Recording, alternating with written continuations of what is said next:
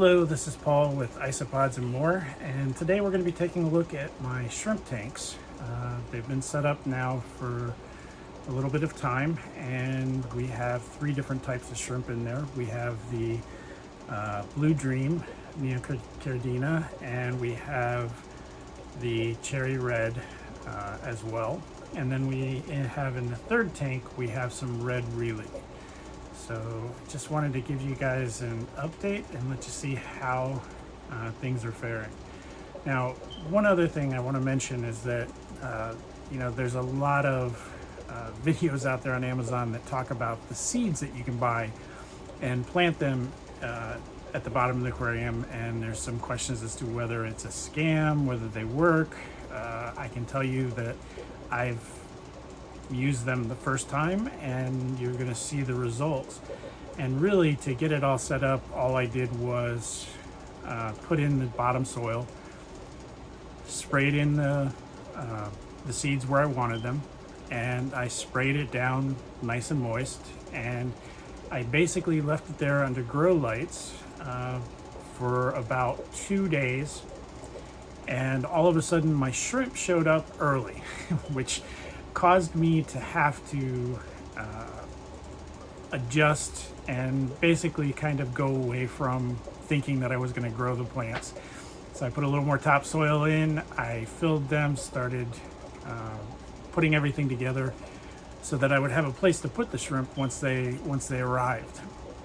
So really, where I would have liked to have had about 4 more days for setup, I had to cut it short and only have about a day and a half before getting the shrimp. So this was really kind of an experiment for me, and you'll see how it turned out. So let me go ahead and switch this around so that you can see.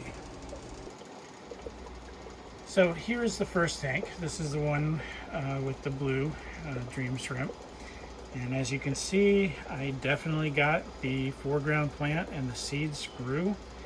I did not follow the procedure that they said, but yet here you go. So I was actually quite happy with the way that the seeds worked out.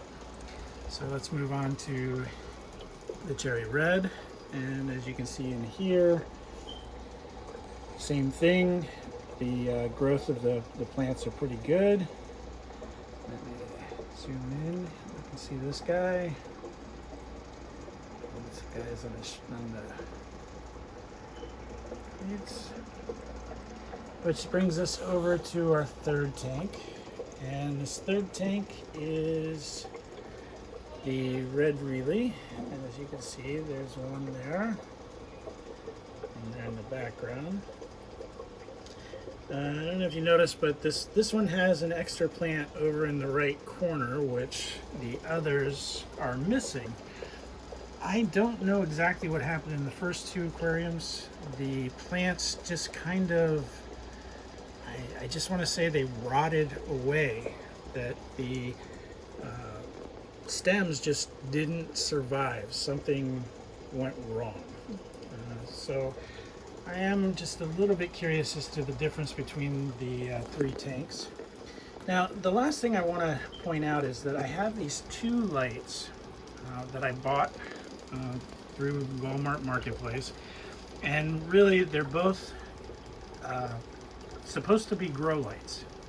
So this one has the red, blue, and white lights for growing, and this one was all white. But when I look at the way that the sides of the tanks have formed algae and biofilm, you can see that in the center tank there's a lot more on the walls.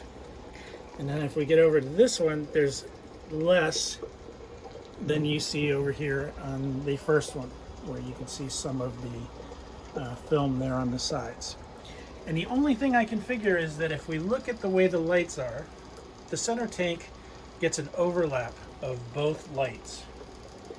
And that's the only reason why I can think of that the center aquarium would have a different amount of growth.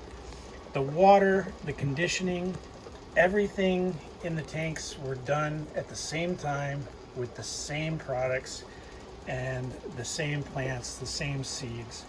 So I'm not really sure what happened to cause this, but I am thinking that it's a combination of the two lights up there just hitting the right frequency or amount. So that's an update of our shrimp tanks. I'll give you another update in probably a couple months. Thank you for watching.